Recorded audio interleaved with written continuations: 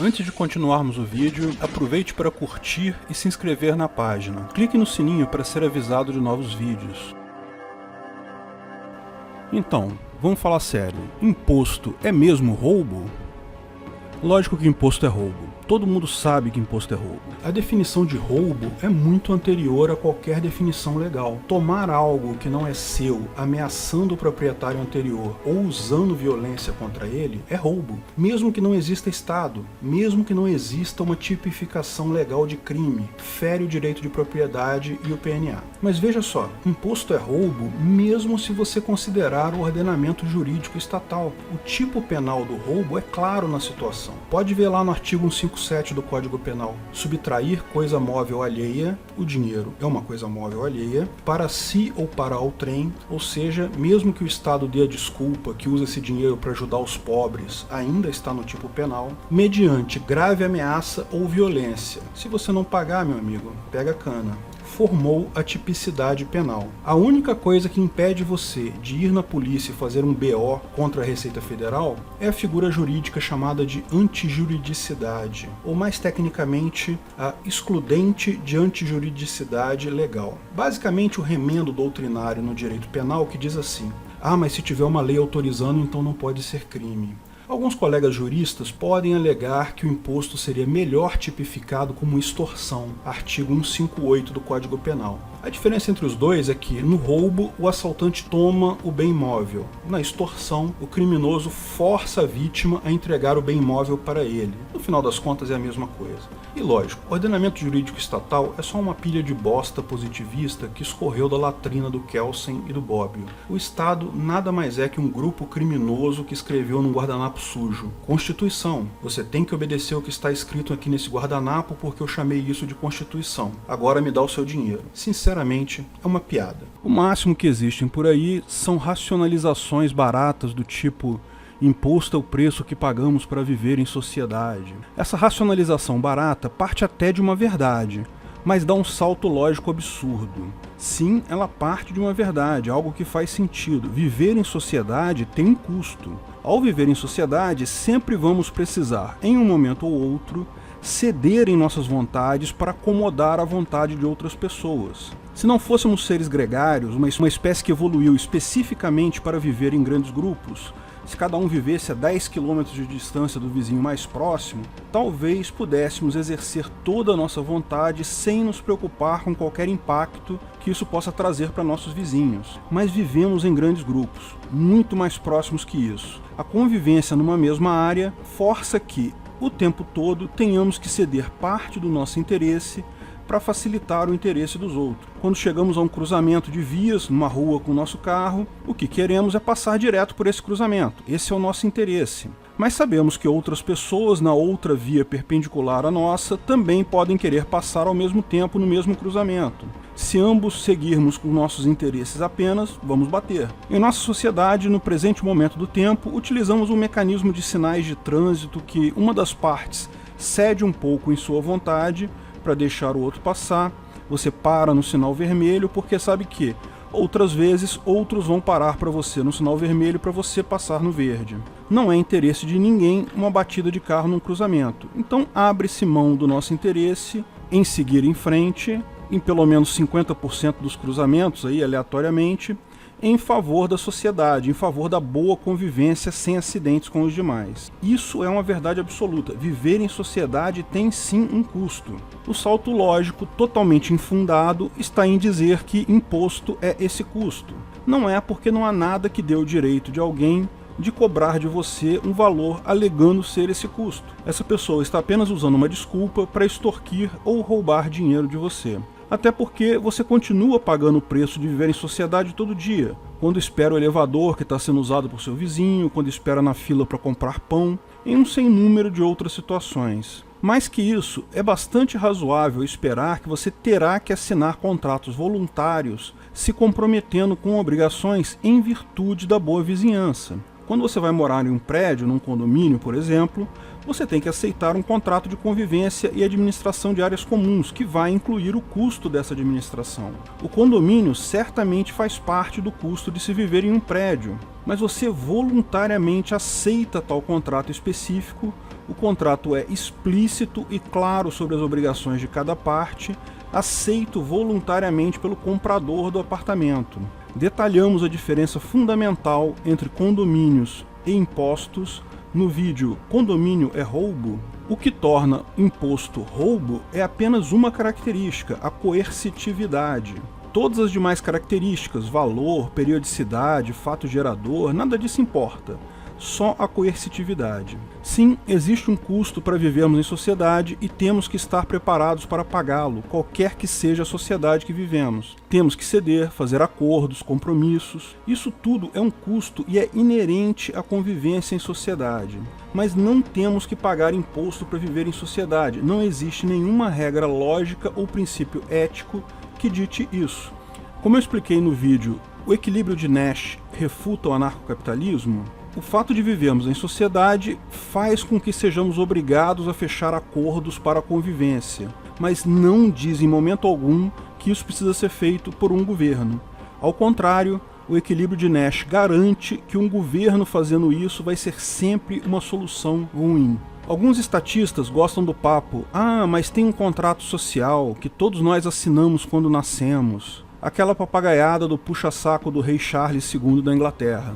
Um lacaio parasita de nome Hobbes. O Hobbes que inventou esse papo de contrato social porque percebeu que a desculpa que era dada antes, de que o monarca tinha direito de impor suas leis porque era designado por Deus, essa desculpa não estava colando mais. Então inventou esse termo que não faz absolutamente nenhum sentido, porque contratos são acordos por natureza voluntários, que você de livre e espontânea vontade aceita aquele contrato. Não faz nem sentido um contrato que você aceita por nascer. A única forma inequívoca de aceitar um contrato é formalmente aceitando esse contrato, explicitamente fazendo isso. Mas daí vem a segunda perna da desculpa. Mas isso é um contrato implícito. Sim, o conceito de contrato implícito existe e é bem conhecido de todos. Algumas vezes você faz algo que significa assumir um contrato, assumir uma obrigação, mesmo que essas obrigações não estejam claras, nem exista um aceite propriamente dito. Por exemplo, na nossa doutrina jurídica positivista atual existem os termos fato jurídico, ato jurídico e negócio jurídico.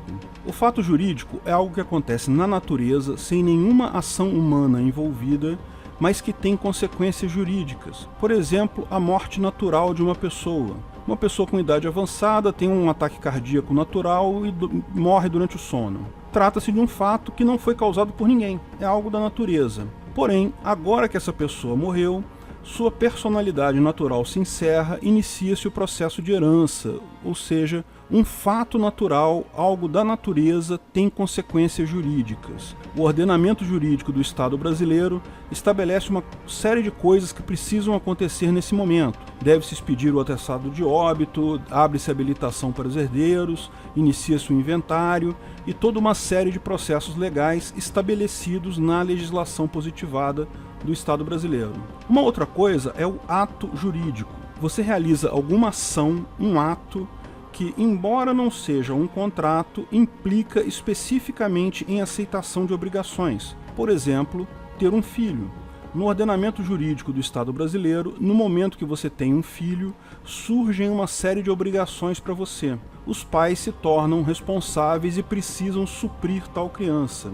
Ter um filho foi um ato seu diferente de fazer um contrato. Porém, a legislação positivada do governo determina que você agora tem uma série de obrigações. Finalmente, existe o negócio jurídico, que é quando uma pessoa de livre e espontânea vontade se compromete com determinadas obrigações, geralmente na forma de um contrato com outra pessoa, de forma que ocorra uma troca, ou seja, eu prometo pagar esse dinheiro para você, você promete transferir a propriedade do imóvel para mim. É um contrato, uma promessa de compra e venda de um imóvel. O negócio jurídico diferencia-se do ato e do fato jurídico porque as consequências jurídicas da ação são determinadas pelo acordo livre feito entre as partes, e não pela legislação positivada. O ato e o fato jurídico, para gerarem consequências jurídicas, por definição, precisam ter tais consequências positivadas, definidas pela lei. O conceito de contrato implícito, portanto, tem o problema de que, Se as consequências desse contrato não forem explicitamente aceitas pelas partes, não é um negócio jurídico, mas sim um ato ou fato jurídico. Portanto, requer uma legislação positivada para indicar quais são as obrigações derivadas daquele ato ou fato. Por pura lógica, não se pode usar o conceito de contrato implícito para justificar a criação de um ordenamento jurídico, porque é necessário que já exista um ordenamento jurídico para estabelecer quais são as obrigações derivadas de um ato ou um fato. É a situação de abrir uma gaveta cuja única chave que tranca aquela gaveta está dentro da própria gaveta. Não há como fazer isso. A obrigação só surge depois que o ordenamento jurídico já existe. Então ela evidentemente não pode ser usada para justificar a criação desse ordenamento jurídico. Como já explicamos em outros vídeos, não há como reconhecer a validade de um contrato implícito sem uma legislação positivada. Em algum lugar é preciso que exista a definição do que precisa ser feito, ou seja, qual é a obrigação que é gerada por aquela ação. Sem uma definição positivada, sequer um direito positivo pode existir, porque não há como estabelecer o limite desse direito. Direitos negativos são válidos sempre porque o limite deles é claro, é o zero, é a inação. Você sempre obedece um direito negativo se não fizer nada. Mas o direito positivo precisa de um limite, porque você tem que fazer uma coisa. Que coisa? O que você tem que fazer? Você precisa definir isso numa regra positiva. Essa inconsistência pode ser claramente observada imaginando dois grupos políticos diferentes que buscam dominar uma mesma área delimitada, um mesmo território. Ambos têm sua Constituição, definida conforme o contrato implícito que cada um deles alega possuir e ter sido aceito por todo o território disputado. Qual das duas Constituições é válida? Impossível dizer. Ambos têm exatamente o mesmo direito e toda vez que tal situação ocorreu na história, quando foi resolvido com o uso de força. Fácil ver também que se você quiser roubar uma pessoa legalmente, é muito fácil. Basta reunir um grupo de amigos, criar uma Assembleia Constituinte, escrever uma nova Constituição para o Brasil que obrigue todas as pessoas que você encontrar na rua a te darem todo o dinheiro que elas estão carregando. Depois é só ir na rua e cobrar isso das pessoas. Como todo agente da Receita Federal, você pode ir com um cara armado do seu lado, um policial, para cobrar esse imposto recém-criado pela sua Constituição, o seu contrato implícito, que agora obriga todas as pessoas aleatórias que estão passando na rua. Não há diferença jurídica nenhuma aqui em relação ao Estado. Em última análise, fica claro que a legitimidade de um governo não advém de contrato social algum, mas apenas, única e exclusivamente do uso da força. Trata-se claramente de uma máfia, similar a todas as demais máfias, que cobram uma taxa de proteção dos comerciantes da região, mas que na verdade a taxa de proteção só os protege da própria máfia. O comerciante paga aquela taxa de proteção para não ser espancado pelo próprio mafioso, né? E lógico, tal como outras máfias, milícias e comandos criminosos, a máfia estatal também presta alguns serviços para a população. Isso é prática comum aqui em favelas do Rio. Tanto favelas comandadas por traficantes, quanto favelas comandadas por milicianos. Eles cobram a taxa de proteção dos comerciantes, estabelecem monopólios de determinados serviços e, em troca disso, fornecem alguns serviços de fato para os moradores. O Estado nada mais é que uma versão mais robusta e cruel do PCC. Ambos têm constituições, livros de regras, escritos lá no guardanapo sujo deles, e acham que isso dá o direito a eles de limitarem a liberdade de outras pessoas. Finalmente, cabe ressaltar um último argumento usado algumas vezes por socialistas em estágio terminal de estatismo. Ah, mas se não está satisfeito aqui, é só ir para X. Sendo que aí X, nesse caso, é um outro país qualquer, sei lá, Somália, Liberland, Antártida. Caro socialista, como expliquei, nem você, nem o Estado tem direito de impor regras sobre a minha conduta. Isso que você acabou de falar é uma regra. Eu definitivamente não estou satisfeito. Você está dizendo então que eu devo ir para Liberland.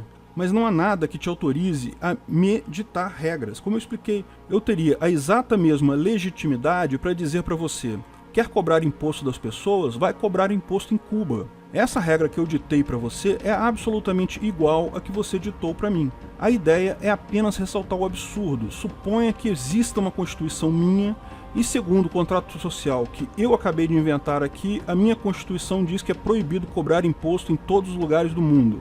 com exceção de Cuba. Então, se você está insatisfeito com o Capistão, vai lá cobrar imposto em Cuba, pô. Mas lógico, nem a minha regra para você, nem a sua regra para mim tem legitimidade, porque somos seres humanos livres e ninguém tem o direito de nos escravizar, de nos obrigar a fazer algo contra a nossa vontade.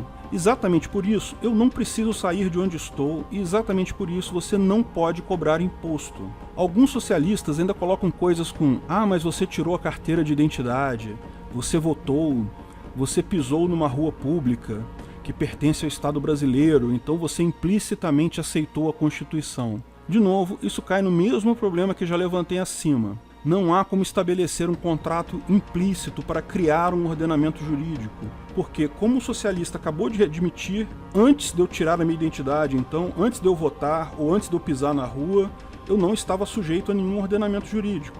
Então, eu não estava sujeito a nenhuma regra positiva. Então, não há como definir um contrato implícito. Nenhum ato que eu faça significa absolutamente nada, a menos que esse ato seja explicitamente eu aceitar de livre e espontânea vontade um contrato. Mas mesmo que, suponha, só por hipótese, eu explicitamente tenha assinado um documento do tipo eu aceito as condições da Constituição República Federativa Brasileira de 88. Esse contrato seria inválido porque tal Constituição não inclui cláusula de saída. Qualquer contrato sem cláusula de saída é contrato nulo, porque significa escravidão.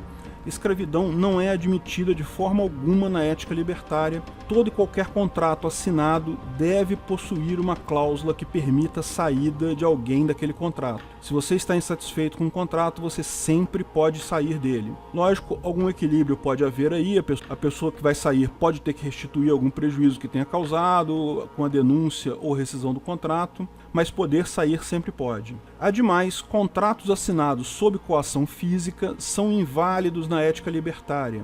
Até no ordenamento jurídico também o são. Então, como o próprio Estado me obriga a tirar a certidão de nascimento, me obriga a votar, trata-se evidentemente de aceite nulo, mesmo que por hipótese, já mostramos que não é o caso, mas mesmo que houvesse um aceite explícito desse contrato, ele seria inválido, porque eu fui forçado a isso. Quanto ao uso de ruas públicas, lembre-se que é sempre resultado de direito de passagem. Como explicamos no vídeo Quem vai construir as estradas, o direito de passagem deriva do fato de que se usa a rua para abrir um caminho para chegar até a sua propriedade. Mesmo que outro proprietário compre todas as propriedades em volta da sua propriedade, ele não pode impedir a sua passagem, visto que você já usava tal passagem antes dele, portanto, você tem melhor direito a ela do que ele. Mesmo que, por hipótese, todas as ruas fossem propriedade do governo, e não são, ele não poderia impedir a minha passagem porque eu tenho direito natural de passagem por elas. Mas o ponto mais importante de reconhecer aqui é que eu não nego o direito de outras pessoas criarem uma organização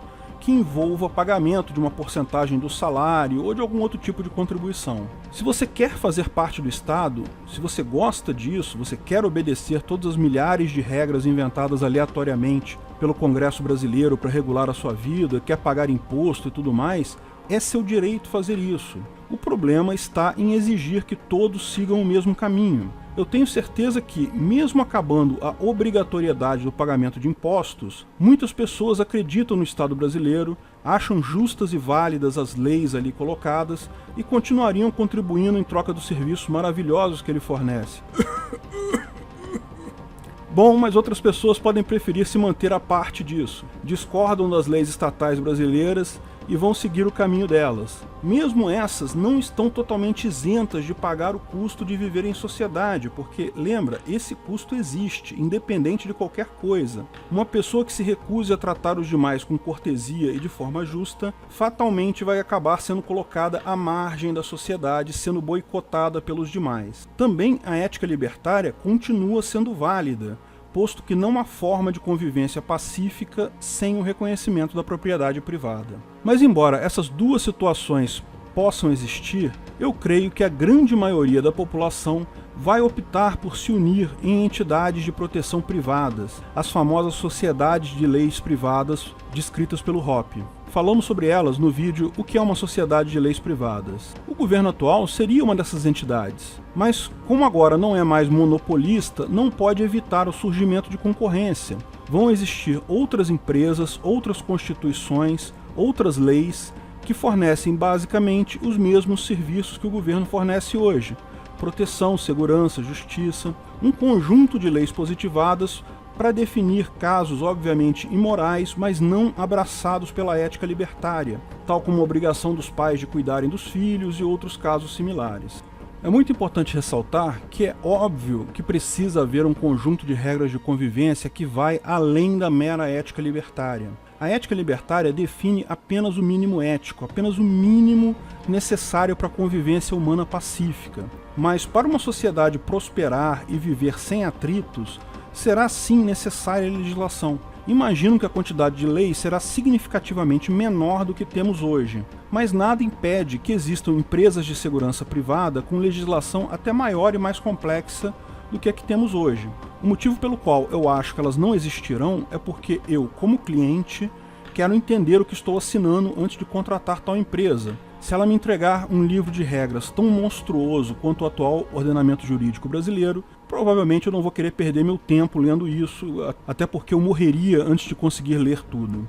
Em qualquer dos casos, todo contrato válido deve possuir uma cláusula de saída, que pode exigir uma multa razoável para você sair, pode exigir a continuidade de eventuais processos judiciais já iniciados naquela empresa, mas jamais pode te impedir de sair. Adicionalmente, embora tecnicamente possa existir até empresas de segurança privada comunistas, em que todo o rendimento de todos os seus clientes seja dividido em partes iguais entre as pessoas, o mais provável é que elas sejam extremamente limitadas, tendentes ao libertarianismo, tendentes à liberdade, suprimindo o mínimo de liberdades individuais possíveis, visto que tal é um modelo que oferece o melhor custo.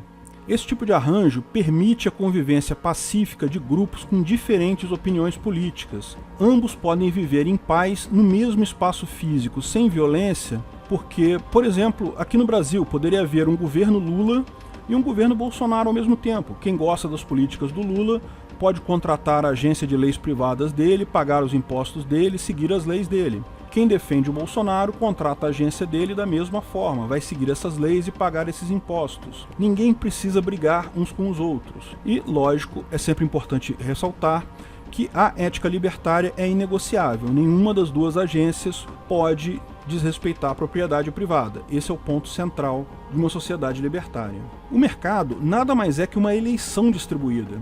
Cada compra que você faz, você elege uma marca, uma empresa, um fabricante, um provedor de serviços para se associar. Os melhores naturalmente conquistam mais lucro, maior porcentagem no mercado. Essa é a beleza da coisa.